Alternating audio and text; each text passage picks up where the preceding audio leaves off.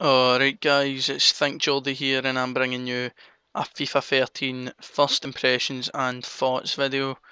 Now I know I've not done a commentary in a wee while, it's because my mic's been broken and a few other things as well, so that's why I've not done that, but let's get straight into it. I really do love this game, and as you see there's two controllers. That's because I was playing as the home team, which was AC Milan, and my twin brother was playing as Juventus. So I done this because usually when you're watching the demo gameplay, you'll see somebody playing against like the computer, and the computer to play against is very boring. It's dull. It's not very exciting. So I thought I'll go and get him, and he can come and give me a few games of this. And I really like the game. Personally, I love this game. I like the way it feels. I like the new first touch system. As we see, we're going to go through the player ratings and everything. The reason I'm not speeding any of this up is because I wanted to show you guys some of the player ratings, and Boateng is just an absolute machine on this game. I cannot wait for the final release. Hopefully his ratings are somewhere near the same. You see there he had 4-star skills, and these stats, he is just a beast. He is an absolute machine on the game, and he is really looking like he could be one of the best players in the game. And I'm really, as I said, I'm really enjoying the demo. I'm really enjoying the way the game plays, and like the first touch system is something to behold. It is just such a great idea that you can sprint into the ball and it could go, like it could get knocked away. As we see Giovinco on the right there, his stats are godly as well. It's the same with Pirlo, uh, and we'll get into the more technical players in a bit, as I feel that they could help you win a lot of games on this. But as I was saying, the way the game feels, like the first touch, I've seen some people in videos complaining that the first touch isn't realistic, but in real life, if you think about it, if you're running and the ball takes a slight bobble up off the ground and you're still running, the contact you make with that ball is going to be different from if it's coming at you on a flat surface. So it might bobble up sometimes, and then your guy will take a heavy touch, or if you're maybe near the end of the game and you've been banging the sprint button, your player will be tired and he won't have like as much concentration, and his control just won't be as good. So that's what they've done in the game. That's what I can kind of catch a gist of, is what they've done, and it really is a very very enjoyable game. Very enjoyable to play. It's very exciting. I'm liking the new stuff they've brought in, and it really does feel like they've listened to what people wanted. I definitely don't think pace is going to be the major factor this year. I think it's going to be all about technical players.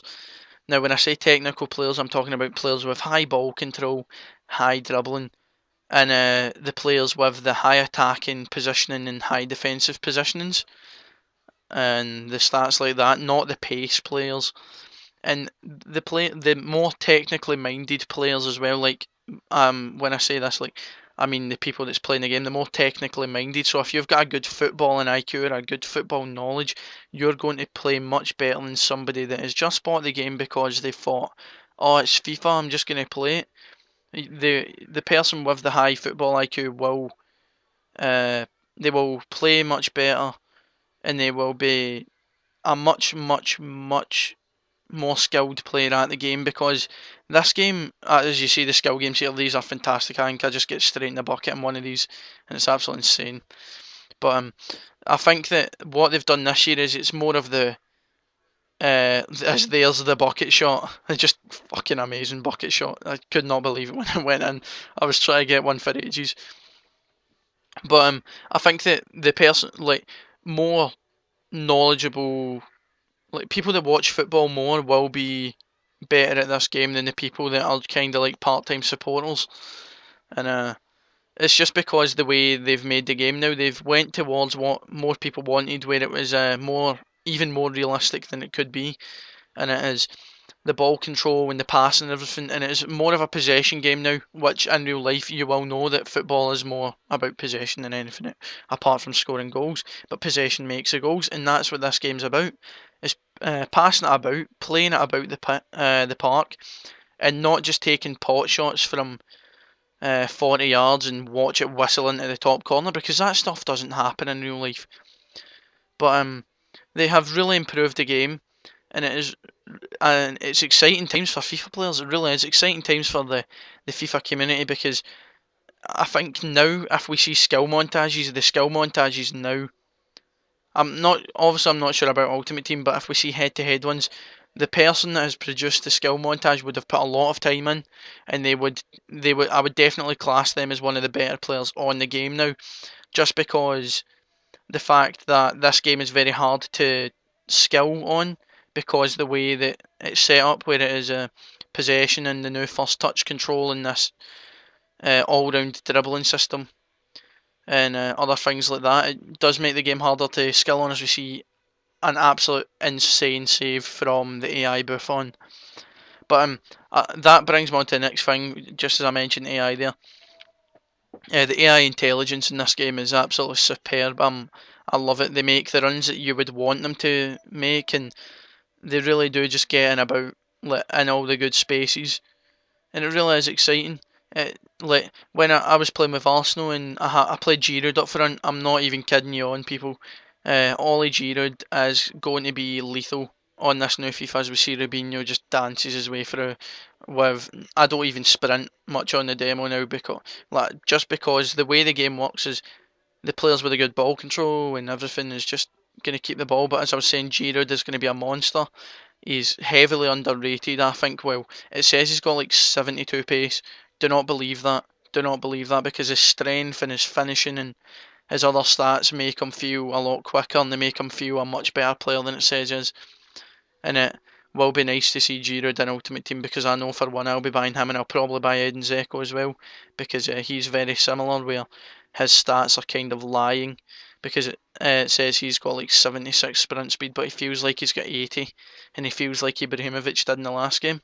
Obviously, I can't make any final judgments because this is only demo build, and I've not had a chance to play with the players like Ibra or Ronaldo or Messi or anyone like that, but from this, Giroud does feel like, and the same as Echo, they definitely feel like they could be two of the better players in the game.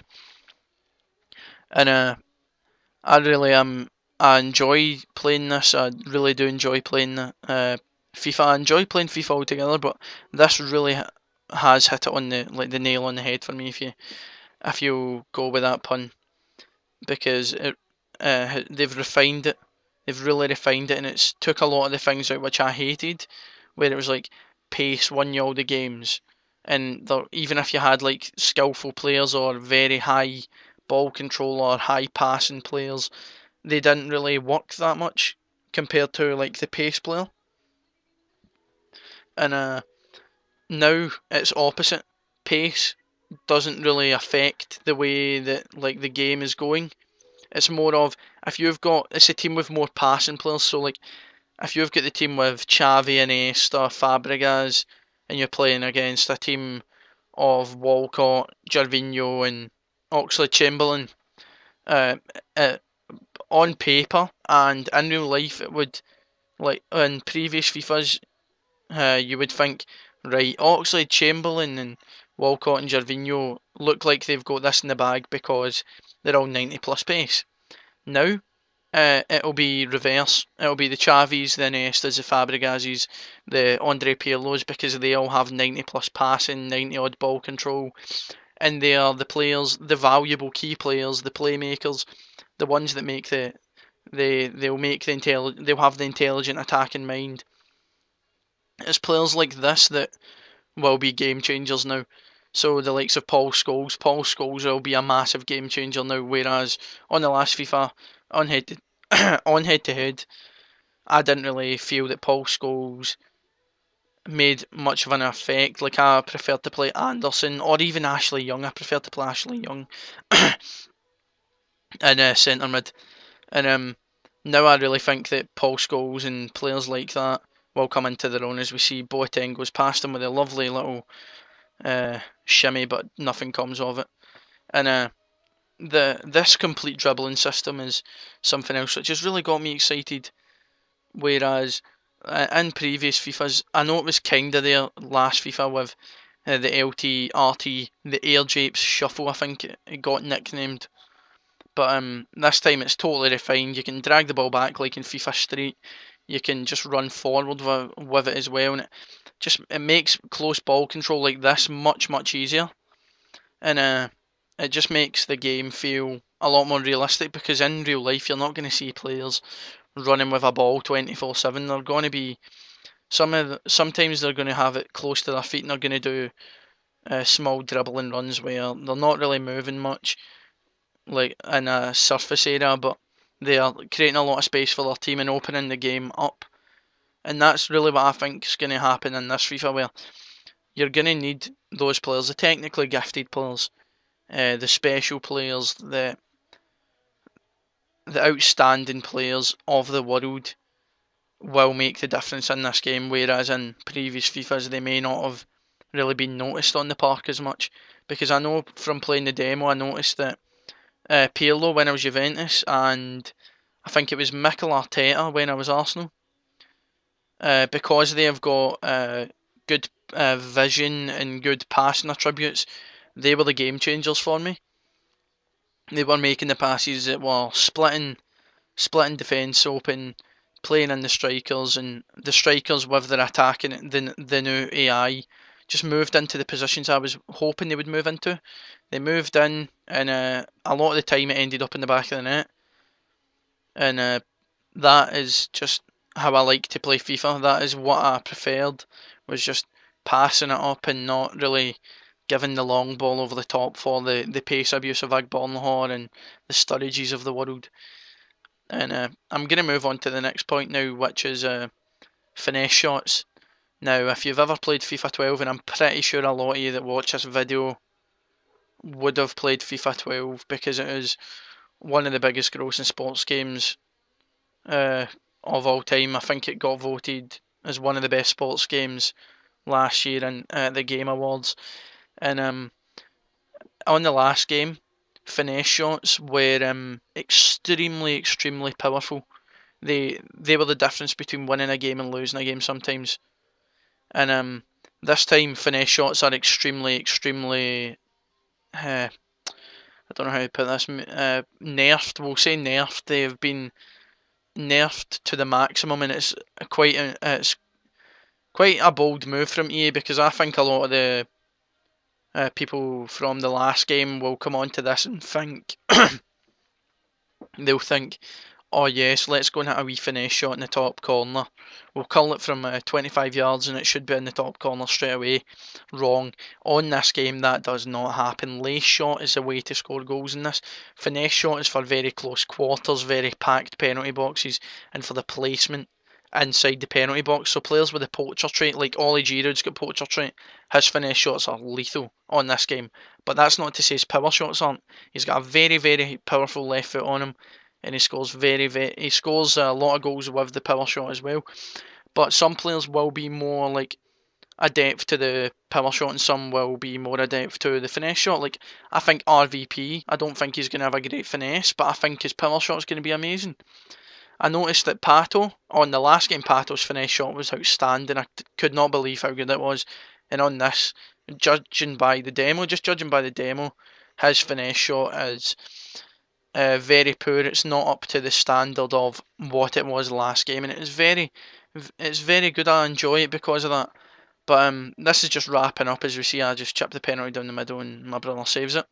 But this commentary is just about done, so I'm going to leave you guys now. Please like, favourite, sub, and I will be bringing more FIFA 13 videos out, building up to the release, and after release obviously I will be starting a Ultimate Team series. But I hope you guys have enjoyed this, and peace.